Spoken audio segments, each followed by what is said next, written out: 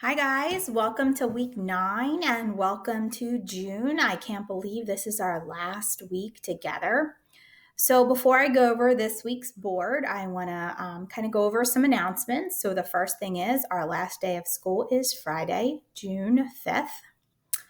After the last week of school, the following week, starting June 8th, is your time that you can come to school between 8 and 5. You can drive up in your car with your name on a piece of paper in the car, and you can hand things in that belong to school and pick things up that you left at school. I'm going in later on this week to make sure all of your things get in a bag with your name on it. When you get the bag, check the bag. There is something special from Mrs. Lynch and myself in there to kind of celebrate our year together. So make sure you check that out. Okay. Later on this week, look for some information about your summer reading. I will put it in Seesaw and I will also send it to your parents on Remind so they know what that is. It looks a lot like last year's summer reading, so it should be pretty familiar to you guys. Next announcement is you should see an activity for a Padlet, and a Padlet looks like this. It kind of looks like a giant Post-it, and there's directions on here about how you use it. So basically, you can write notes to one another. You can write notes to myself, and we can see them. But I have to approve everything before you post it. So people can write on here, I'll approve it, and you can check back on the Padlet every so often and see notes that are left for you on there. Okay, so I think this will be a pretty neat idea. Can't wait to see everyone's message on here. So I'm pretty excited about that. All right, next thing is our board. So you're getting one board this week, and on this one board has all your subjects: ELA, math, science, social studies, and brain break. So this week's assignment is a kind of a final project. You're submitting it all to me, but I will be sure to share these with Mrs. Lynch, and I know Mrs. Lynch will be sharing hers with me also. So this week it is called a time capsule. So this is some project-based learning that we're going to use to capture this significant time in our lives. Nothing like this has ever happened before, and we want to give you the opportunity to mark this occasion in a special way. During this unit, you will learn how to create a time capsule to help you record and preserve memories from this historic event in your life. Focus more on the information that's important and interesting to you that you would like to look back on. Worry about doing what matters to you and not making sure it's right to hand in for the teacher. You will be able to look back on this project when you graduate in the year 2029. What was it like back in 2020? So there's a video up here, kind of tells you how some other people have created a time capsule. There is another video on some templates, ways to organize it.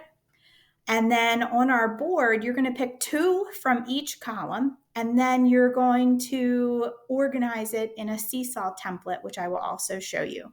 So in the ELA column, let's go over some of the things. You can write a letter to yourself. You can do an all about me fact sheet, interview your parents, write a poem, how are you feeling, and reading. What kind of books did you read? So pick 2 of those that you would like to put on your final project. You can write it on paper, you can take a picture, you can make it in the notes section, you can record a video. You decide what you want to do. All right, math column. List of prices. Add it up. Measuring up. Schedule. Math memories. Ooh, recipe. So pick 2 of those. Well, that might be hard. I like a lot of them. Science, social studies, current events, community, photographs. There's a video to watch, and then write down some things about what you learned. What was the weather like? And government.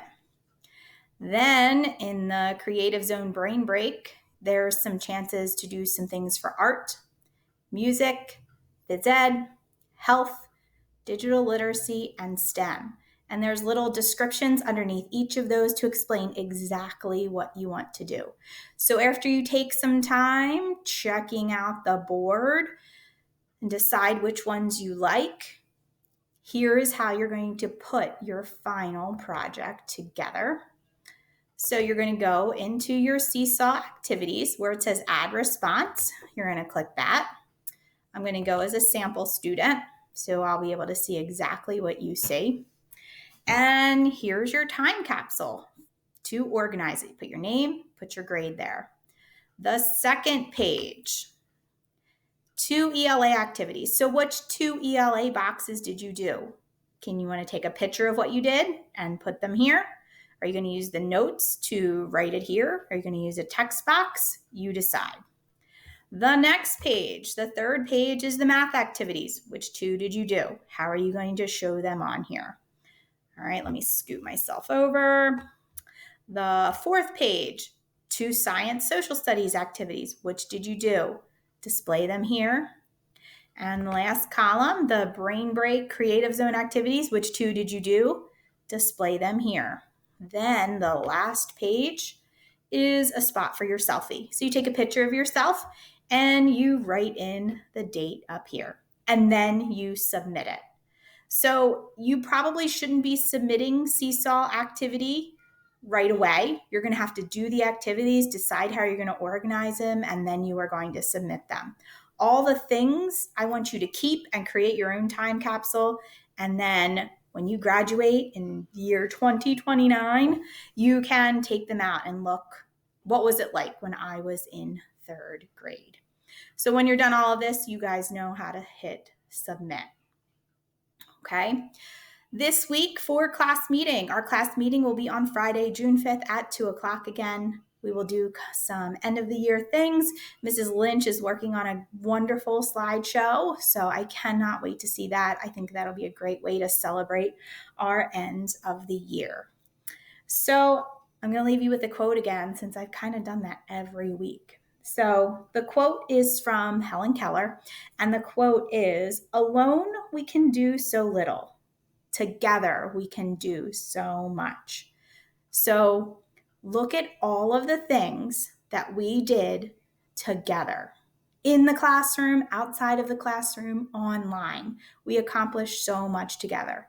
I am so proud of each and every one of you. I can't wait to see your final projects, and I hope I get to